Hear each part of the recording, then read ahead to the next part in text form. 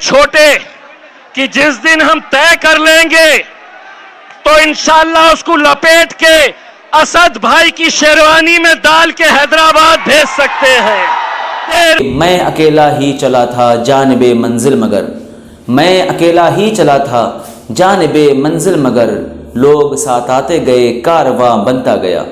तो ये बात सच है कि जो हक के लिए निकलता है, अगर वो अकेला है, वो अकेला अगर निकल जाता है तो लोग उसके साथ जुड़ते चले जाते हैं। अल्लाह ताला उसकी मदद के लिए उसके साथ सैकड़ों नहीं लाखों लोगों को शामिल कर देता है। अब जैसा कि आप देख सकते हैं, सुनो, इसके लिए हम अपनी जानें कुर्बान कर सकते हैं तो एक मर्तबा जाकर एकनाथ शिंदे, देवेंद्र फडणवीस, अजीत पवार, वो रामगिरी का गला पकड़ के बाहर लाओ, नहीं तो हमको बताओ। उस पर कार्रवाई नहीं हुई इस रामगिरी के ऊपर तो महाराष्ट्र के छोटे छोटे प्यादे, इतने छोटे कि जिस दिन हम तय कर लेंगे तो इंशाअल्लाह उसको लपेट के असद भाई की शेरवानी में डाल के हैदराबाद भेज सकते हैं। अंदर एक नई ताकत, एक नई उमंग और एक नई पहचान दी है, और वो पहचान ये है कि चाहे कितनी भी ताकतें तुम लगा ले, हम किसी से डरने वालों में से नहीं है। इसमें मेरे लिए दिक्कत ये है कि ये मीडिया वालों की परेशानी ये है कि 23 तारीख के दिन जब हम आए थे यहां पर इतना बड़ा काफिला लेकर, तो एक चैनल वाले ने ये बताया था कि ये पाकिस्तान नहीं है, ये बांग्लादेश नहीं है, ये मुंबई है। पाकिस्तान तुम जाओ, बांग्लादेश तुम जाओ, ये भारत देश हमारा है। जितना तुम्हारा है उतना हमारा है। पुलिस की मदद लेकर हमें रोका जा रहा था। मुझसे कहा गया कि नहीं, तुम निकाल नहीं सकते हैं, रैली निकाल नहीं सकते हैं। मैंने सिर्फ अपने हुजूर की मोहब्बत में, अपने नबी की मोहब्बत में मैंने सिर्फ आवाज लगाई और अल्हम्दुलिल्लाह काफिला बढ़ता गया, और ऐसा बढ़ा कि पुलिस वाले मुझसे खुद पूछ रहे थे इतने आए कहां से।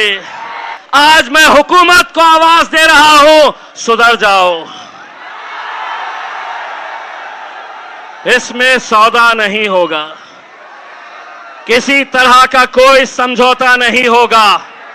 उन्होंने मीडिया से कहा कि नहीं, ये जो इतने सारे लोग आए हैं इन्हें सियासत करना है, इन्हें राजनीति करना है।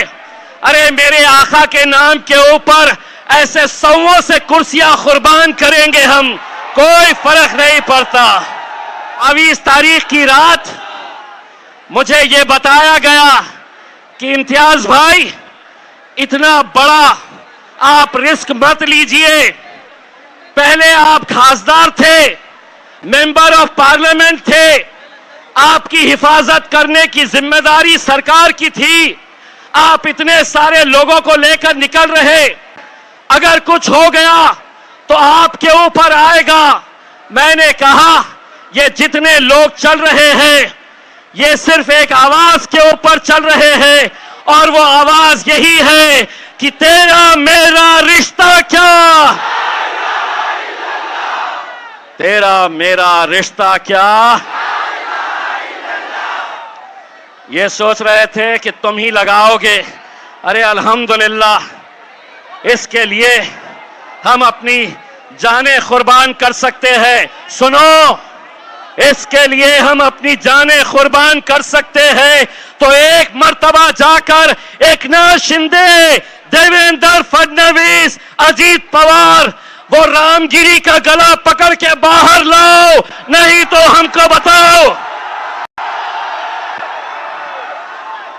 कोई भी भगवा चोला पहनकर मैं साधु, मैं महाराज, और हद तो ये हो गई मुख्यमंत्री साहब, आप महाराष्ट्र के मुख्यमंत्री हैं, आप किसी एक जात के और किसी एक धर्म के नहीं है।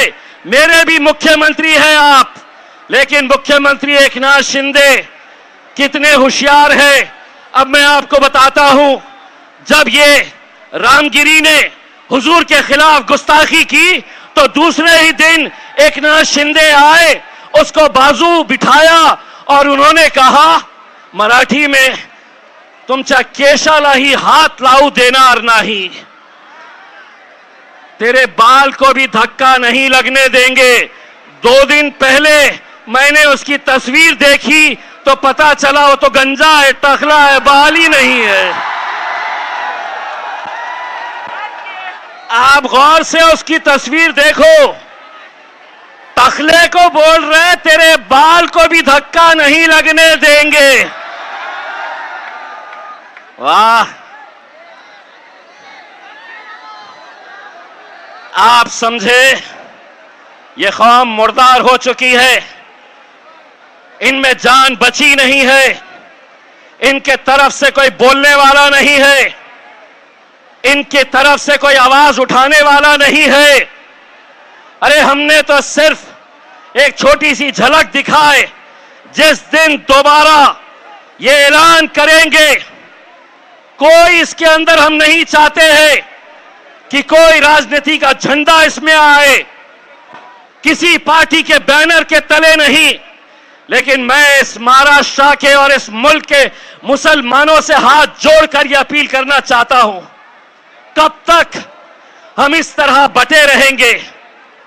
अगर आज इस हद तक बात पहुंच चुकी है कि हमारे नबी के खिलाफ भी अगर गुस्ताखी खुलेआम हो रही है और हम अलग अलग उसमें बटे हुए हैं, मेरे भाइयों, एक बार बाहैसियत मुसलमान हमको एक ताकत बनकर खड़े रहना है।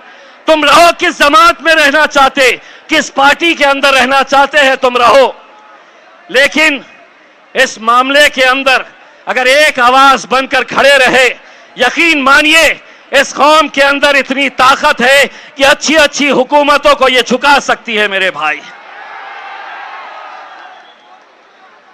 हमसे हमारे दूसरे गैर कौम के लोग पूछते हैं कि आखिर आपके मोहम्मद पैगंबर मुस्तफ़ा सल्लल्लाहु अलैहि वसल्लम आपके लिए क्या मायने रखते हैं? तो मैं उनसे सिर्फ यही कहता हूं, हमने आंखों से देखा नहीं है मगर, हमने आंखों से देखा नहीं है मगर उनकी तस्वीर सीने में बसाए हुए है। हमने आंखों से देखा नहीं है मगर उनकी तस्वीर सीने में बसाए हुए है। मेरे भाई, उस पर कार्रवाई नहीं हुई इस रामगिरी के ऊपर, तो महाराष्ट्र के छोटे छोटे प्यादे, इतने छोटे कि जिस दिन हम तय कर लेंगे तो इंशाअल्लाह उसको लपेट के असद भाई की शेरवानी में डाल के हैदराबाद भेज सकते हैं। इत्तू सा और वो समझ रहा है कि मैं कुछ भी बोलूंगा हुकूमत मेरा साथ देगी। अरे खुद अकेले घूमता नहीं है, 6 गाड़ियां लेकर, बाउंसर्स और पुलिस वाले लेकर, अगर सही मर्द का बच्चा है तो इस इलाके में अकेले बुलेट के ऊपर आके बता, सड़क चलते लड़के तेरे को टप्पू कैसा मारेंगे। वरना आज मेरे शहर औरंगाबाद में आकर देख, इम्तियाज जलील आज भी अकेले बुलेट के ऊपर घूमता है, किसी माइकल आल में हिम्मत नहीं है कोई रोक सके। मस्जिद में घुस के बोले मुसलमानों को चुन चुन के मारेंगे। आपा हटा दो, सब हटा दिए, ये हटा दीजिएगा पीछे, ओ आपा और पीछे।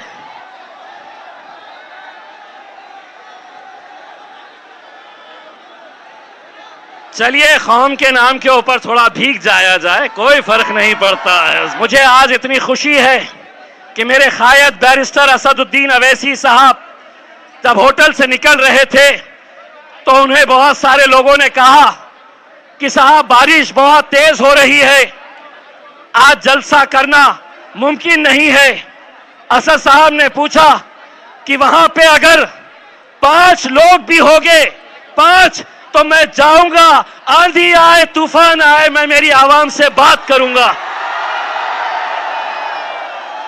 ये जज्बा किसी में नहीं है मेरे भाई। हम भी आपकी तरह भीगने के लिए आए, लेकिन माइक वाले ने कहा कि साहब अगर माइक हमारा भीग गया तो ये माइक बंद हो जाएगा, तो इसलिए इसका सहारा लेना पड़ा। वरना ये तय कर लो, अगर आप धूप में बैठेंगे तो हम भी धूप में बैठेंगे, आप बारिश में बैठेंगे तो हम भी आपका बारिश में साथ देंगे। बस मैं आप लोगों से जाते जाते असद साहब को यहां बुलाने से पहले एक नारा चाहता हूं, तेरा मेरा रिश्ता क्या।